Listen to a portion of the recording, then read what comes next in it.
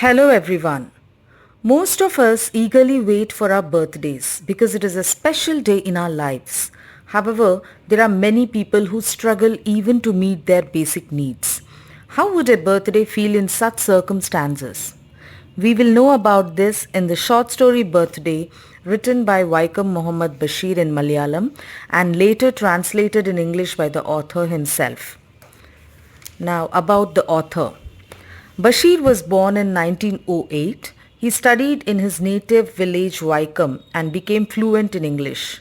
Gandhi's visit to Basheer's village Vaikom in 1924 helped him in his early career. Later he switched from Gandhi's non-violence to revolutionary methods following the footsteps of Bhagat Singh. He was on a long period of travel in disguise all over India to avoid arrest. His career as a writer and a journalist launched with the publication of his very first story. He wrote extensively for literary journals such as Jai Kevalam and Narmada. He wrote on socialistic themes on poverty, unemployment and hunger, reflecting upon his own experiences of poverty. Basheer is a writer who lived among many friends from all walks of life. Basheer's humor and satire is self-mocking. Facing life tragedies clad in the armor of humor was his way. The story Birthday is one such. Now let's come to the story. While discussing about the story, we will side by side talk about the characterization, atmosphere and irony in the story. The story opens on the narrator's birthday, which coincides with the 8th day of Makaram. He wakes up early, performs his morning prayers, wears clean khaddar clothes and sits in an easy chair. His neighbor Matthew, who is a college student, is surprised to see him awake so early. When the narrator tells him that it is his birthday, Matthew wishes him. The characterization of the narrator is that of a patriotic Indian, an idealistic revolutionary writer who lives in poverty, and the atmosphere here is sadness, which the narrator experiences instead of joy on his birthday because he is extremely poor. He has no money, no proper clothes of his own and no food. Though it is his birthday, there is no celebration.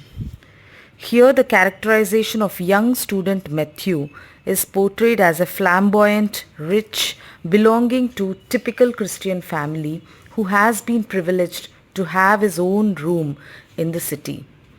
He is a good-natured boy, but like most of his class, cannot even imagine the sufferings of the poor and the needy. He is generous in his own way. The narrator lives in a tiny storeroom rented for a very small amount, while the students, clerks around him enjoy life. He worries only about how to get a cup of tea. The irony here is a birthday, usually a day of happiness, becomes a day of hunger and misery. Now, as the day progresses, the narrator reflects on his miserable condition. He cannot afford even a cup of tea. The hotel keeper refuses to give him tea because he has not paid his old bills. He owns nothing. Even his clothes belongs to his friends. The landlord is back of him for his rent arrears. Here the author humorously mocks himself when he says that I am the only person whom the landlord does not want. The reason is that I do not pay rent regularly. There are two other parties who do not like me, the hotel keeper and the government. I do owe some money to the hotel keeper, but I owe the government nothing. Still the government cannot bear my sight. I have spoken about my clothes, shoes, shelter. These are the lines which the author says. He also, in a self-mocking humorous way, tells that the clothes he wears belonging to his many friends. There is nothing he can call his own. Basheer here describes how he has borrowed his dresses, shoes and other personal things from his friends and keeps up the appearance of being a gentleman, while in fact he is a pauper and lives in penury. Now, the atmosphere here is dominated by poverty and deprivation, and darkened even further by the immoral and greedy landlord constantly after Bashir for rent arrears and the inhuman attitude of hotel keeper who refuses to give him food. Next, two poor children come to sell wooden clogs at his doorstep. When Bashir says that he has no money, they do not believe him because he appears well dressed. This incident ironically says appearances can be deceptive. The narrator then remembers that his rich friend Hamid had invited him for lunch the previous day. Hoping to have at least one proper meal on his birthday, he goes to Hamid's house. Unfortunately, Hamid is not at home. He does not inform the narrator about his absence. This shows the casualness of his friend. As the day progresses, Bashir becomes weak, feels exhausted. His tongue becomes dry, but he struggles to continue. Friends pass by, but nobody realizes his suffering. Bashir then visits Mr. P, a phony writer, a former editor turned shopkeeper. He is a very interesting character. He ridicules the author for his advocacy of revolution. He pretends to be hurt that the author doesn't give him copies of his new books and also cunningly expects the author's continued support of his literary efforts. Yet he is not ready even to offer him a cup of tea, but instead orders tea for himself, making the atmosphere depicting the carelessness of the shopkeeper. The irony in this scene is a man who speaks about lofty ideals fails even to show basic human kindness. Now later a refugee woman also comes seeking help. Although the narrator himself has nothing, he feels sympathy for her. The most touching incident occurs when a servant boy named Krishna Pillai lends the narrator 2 annas as a loan. The narrator is deeply moved by the simple act of kindness. The irony is genuine compassion comes not from wealthy people but from a poor servant. Just then towards evening, Gangadhar, his friend, an idealistic youth leader, visits the narrator. He informs the narrator about starving workers on strike and invites him to address a public meeting while also asking the narrator an anna for ferry fare to go to the public meeting. Here this character, though equally penniless as the narrator, is ready to fight the evils of the society.